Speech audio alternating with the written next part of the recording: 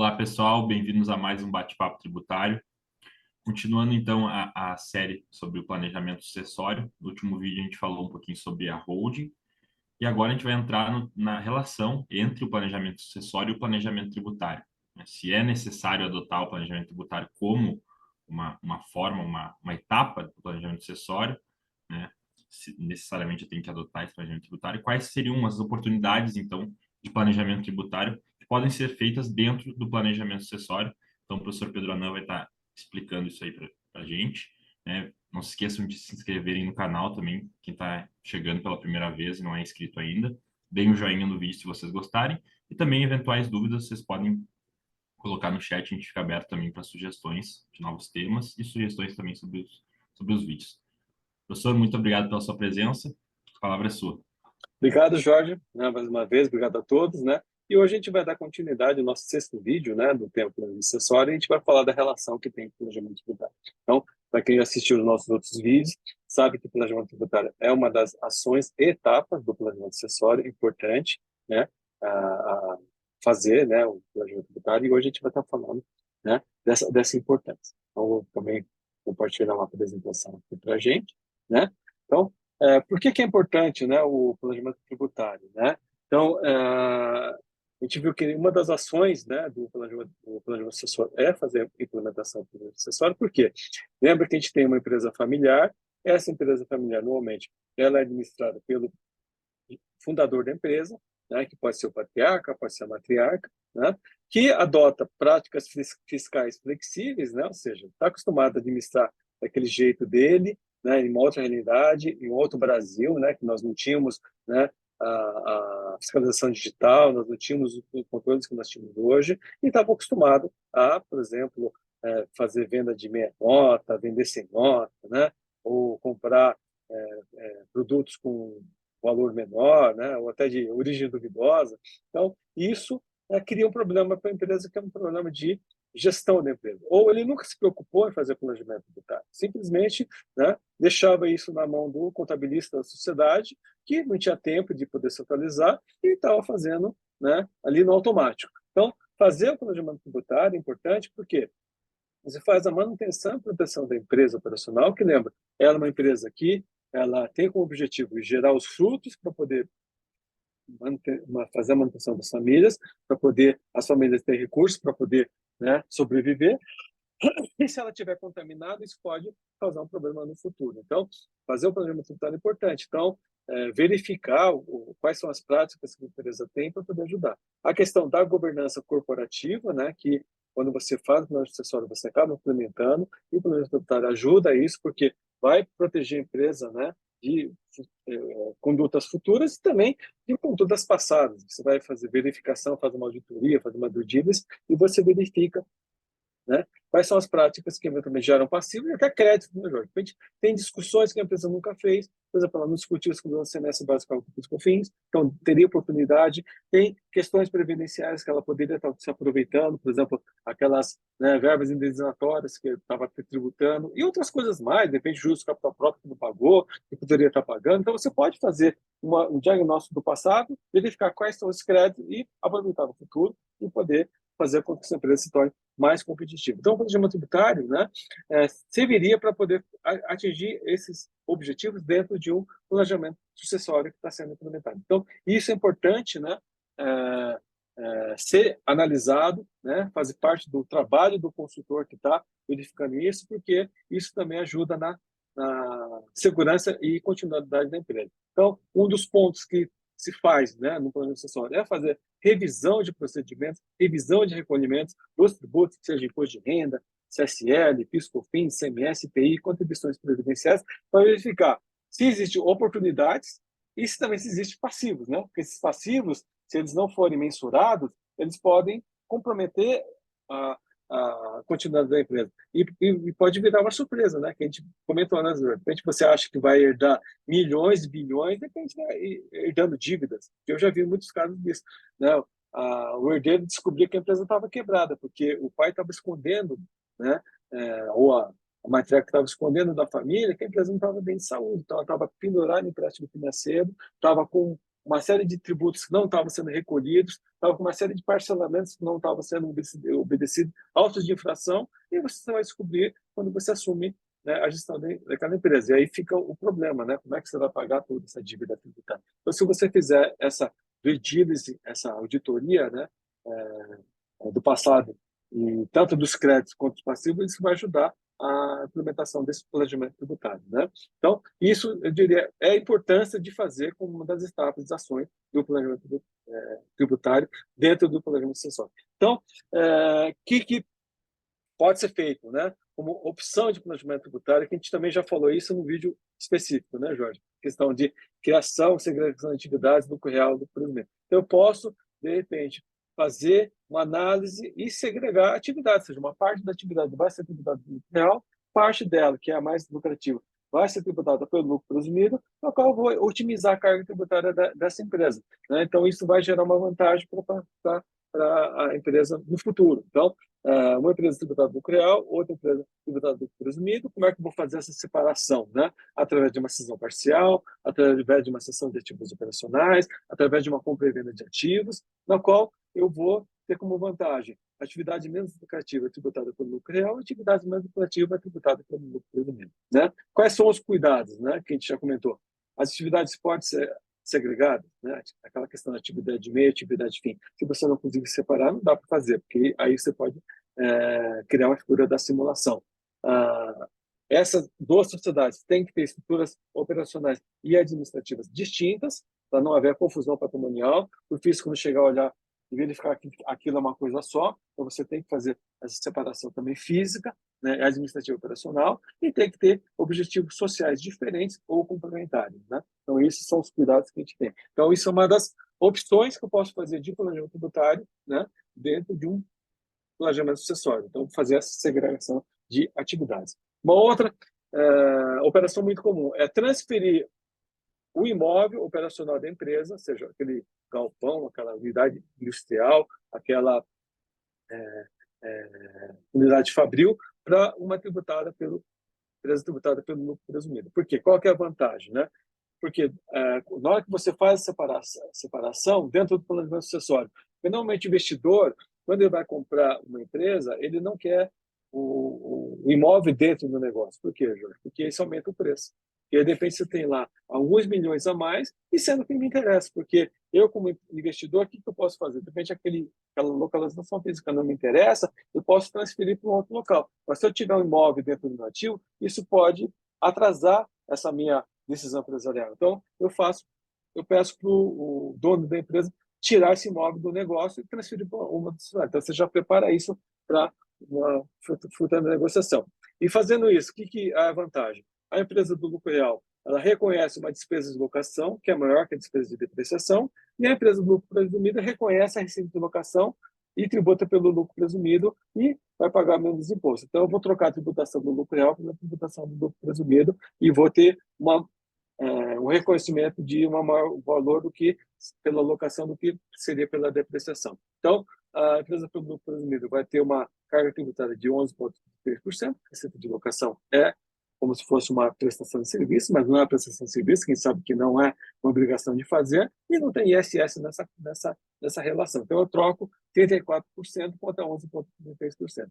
Quais são os cuidados que a gente tem que ter quando a gente faz essa implementação? A empresa de lucro presumido, ela tem que ter substância econômica, ela tem que existir, não pode ter a mesma sede, não pode ter o mesmo endereço, ela tem que ter um local físico específico, tem que ter funcionário, né? Tem que ter uma contabilidade, né? E por fato de você fazer essa operação, como o ativo fez parte, esse imóvel fez parte do meu ativo um dia, eu deixo de ter o crédito do PIS/COFINS, né, quando eu pago a despesa de locação, né? Mas se você fizer o cálculo, às vezes vale a pena você perder o crédito do PIS/COFINS, porque você vai pagar menos imposto de renda e menos contribuição social sobre o lucro nessa operação, e você está aproveitando a empresa, né, para ela fazer o eventual venda dela para o investidor. Ela pode ser transferida diretamente para uma holding, né? Seja uma holding patrimonial, então você transfere para a empresa que está controlando a empresa operacional e ela passa a ser dona do imóvel e passa a fazer a alocação desse imóvel necessidade. Então, isso até faz parte de negociação de preço, ou seja, parte do preço eu vou receber, porque eu vou continuar pagando um aluguel por 10 anos desse imóvel, né? Eu poder simplesmente pegar um outro imóvel, alugar e construir uma nova fábrica, então você também consegue fazer a viabilidade desse negócio num planejamento acessório e tributário, né? Outra questão também, né?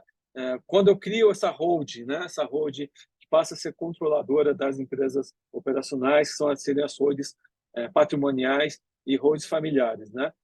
Normalmente, essas pessoas físicas, né? Que são sócios acionistas das empresas operacionais, estão no processo de planejamento acessório, tem imóveis na pessoa física, estão recebendo locação desse imóvel na pessoa física, estão pagando, né, a alíquota progressiva de 27,5%, né, então é um imposto de renda muito caro. Aí você poderia transferir esses imóveis para essas holdings patrimoniais, ou seja, para cada família, e ela passar a receber a receita de locação nessas holdings patrimoniais, né? Então você teria uma tributação em vez de 27,5%, uma tributação de 11,33%, aí você estaria economizando 16% de imposto aí nessa operação. E a holding, quando distribuir esse lucro, esse dividendo, estaria isenta da tributação, enquanto a legislação não for alterada, né? Porque se ela for tributada a 15%, aí não tem mais vantagem, né? Então, tanto faz deixando a pessoa física contra a pessoa jurídica, mas hoje ainda seria vantajoso fazer esse tipo de movimento societário. Né? Quais são os cuidados? A empresa de lucro presumido tem que ter substância econômica, ou seja, tem que existir, tem que ter sede, tem que ter funcionário.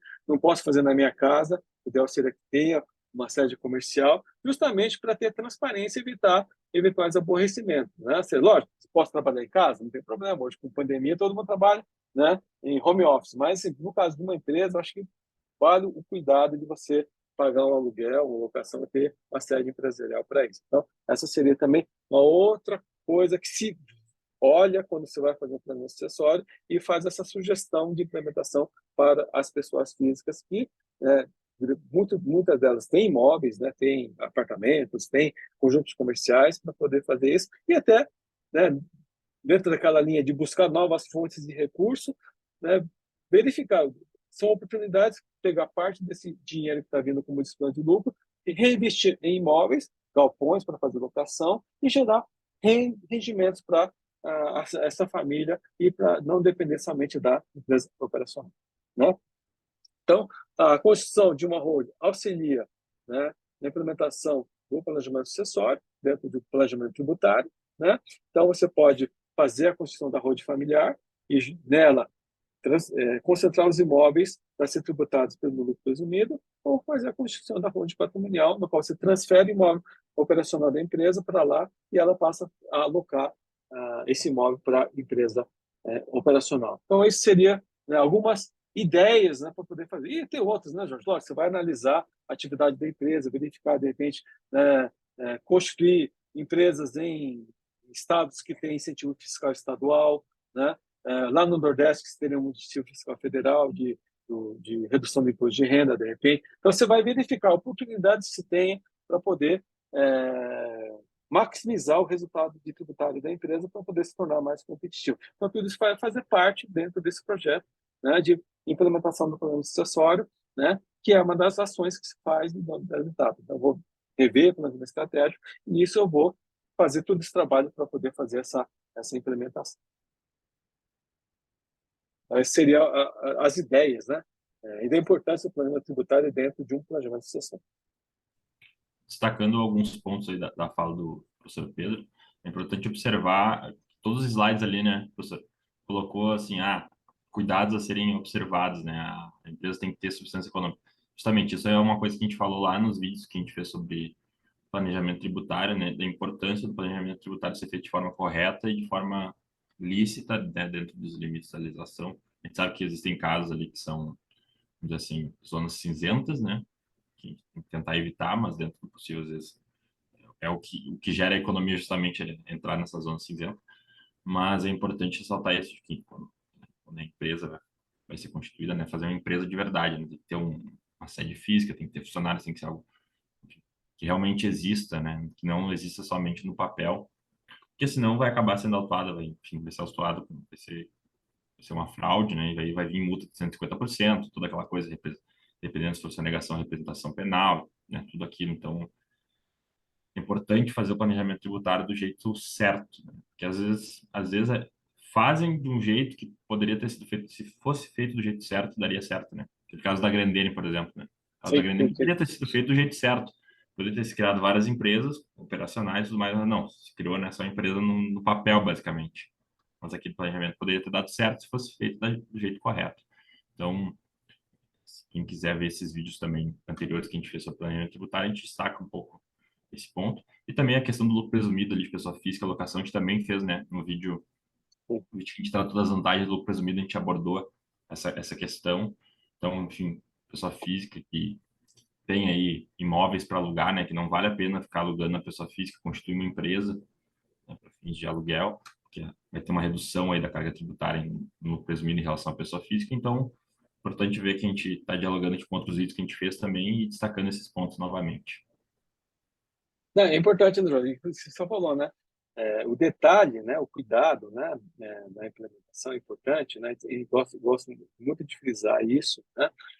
Porque é isso que vai dar a questão daquela coisa do business purpose, né? Do fundamento econômico da operação, que é muito discutido, né? Quem vai estudar doutrina, vai, o que é business purpose? O que é fundamento econômico? É isso, gente. É você realmente, na hora que você olha aquela operação, é realmente você se convencer que ela existe. Não adianta, que nem aquela coisa, vou constituir uma empresa do Simples e essa empresa do Simples eu vou concentrar todos os meus funcionários para não pagar os encargos previdenciários. Ok, existe vedação nisso? Não existe.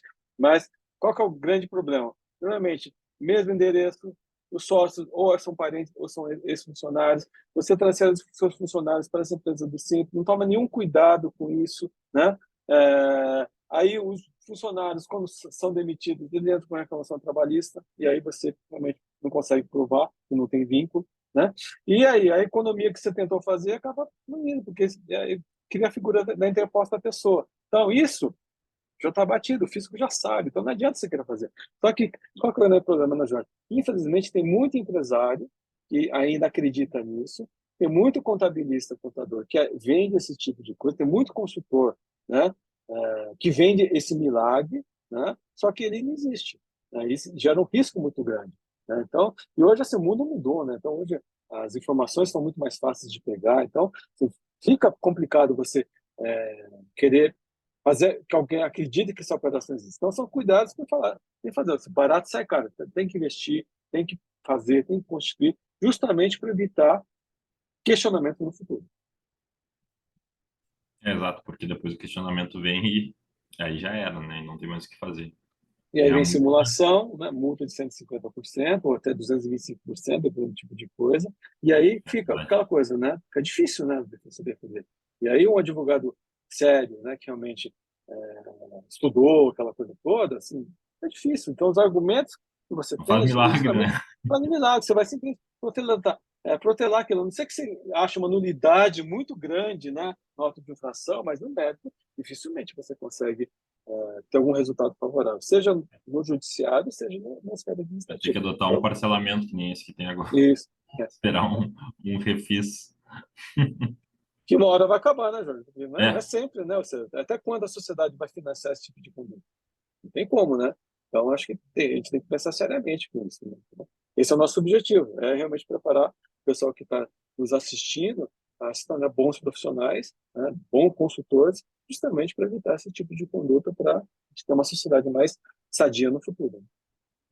exatamente. E evitar também de propriamente prejudicar o empresário. Mas muitas vezes é o próprio empresário que quer fazer isso, né? A gente fala É. com o empresário do Simples, o cara criou 5 empresas no Simples que são basicamente o mesmo objeto, mas ele, mesmo endereço, e o cara acha isso normal, mas não vai ser tu que vai chegar lá para atender ele e falar, ó, desfaz isso daí, se o cara já tá fazendo isso, né? O contador já perguntou. E Então, sabe o que é assim, engraçado, Anjo, que eu já vi, por exemplo, às vezes esse pessoal, né, se conhece, né, aí vai no churrasco, vai numa festa, aí começa um a contar vantagem por outro, né. Não, porque eu fiz um planejamento tributário, que o meu fulano é um milagreiro, que eu fiz isso aqui. Aí a pessoa vem segunda-feira no seu escritório e fala, não, doutor, tem que fazer, por que você não fez? Você explica, não pode fazer isso. Não, mas tem que fazer. Aí se você não faz, ele vai procurar um outro que o faça. fulano fez, né? Exato. E aí eu Infelizmente, acabo fazendo, aí todo mundo faz, né? E aí depois tem o problema. O problema não surge amanhã, vai surgir daqui a 4 anos, né? 11 meses e 29 dias. Quando está vencendo a decadência, vem a surpresa, né? Vem o auto de infração, e aí aquela coisa, um não foi pego, o outro foi pego. E aí por que não foi pego? Porque É, conseguiu andar. tem que Ou contar com você a chamou mais sorte. atenção, ou chamou mais atenção, né? Mas, assim, o mundo empresarial não tem sorte, né, João? Você tem que realmente trabalhar corretamente, adequadamente, né? Tem que aquela questão, risco-benefício. Então, você sabe, né? Como eu já vi, né, de um banqueiro uma vez perguntar para mim, que ele tinha... Lembra quando a PDD tinha uma discussão judiciária em relação à PDD, provisão de devedores duvidosos, para bancos, né? Não tinha limitação, tinha que seguir uma regra específica. Ele perguntou para mim, Pedro, se eu for autuado, quanto tempo você consegue defender isso para mim na esfera administrativa? Eu falei, vai levar 10 a 15 anos para ser julgado até, né, na Câmara Superior, né, naquela época. Ele olhou para mim e fez a conta, não vale a pena fazer. Por quê? O dinheiro, ele falou, o dinheiro para mim no banco vai render muito mais do que eu teria que pagar de imposto, contando multa e juros, né? E eu sei que vai ter um refis. Então, para mim, vai ser uma vantagem. Pagar o Então, advogado, né, Neto? então, melhor eu ter o dinheiro na mão para poder fazer as operações de captação, repasse disso, do que eu pagar o fisco, né? Porque ele fez um cálculo financeiro na cabeça dele. Eu falei, bom, esse cara pensou, né? Então, se a pessoa consegue pensar nisso, e alguns pensam nisso, né, Jorge? Eu vou fazer, contando com o refis do parcelamento especial lá na frente, né? Vou ter redução de multa e juros, e o dinheiro no meu caixa me rendeu oportunidades, e eu consigo sobreviver com isso. Bom, Então, professor, faz parte. sim, faz parte. Muito obrigado por compartilhar essa experiência, né, com o planejamento sucessório tributário. Enfim, eu não sei quais são os temas dos próximos vídeos, a gente não vai trazer spoilers ainda, mas vamos decidir. Mas muito obrigado. Agradecer a todos que estão nos assistindo, nos acompanhando aí desde o início. Não sei se desde o início chegaram agora.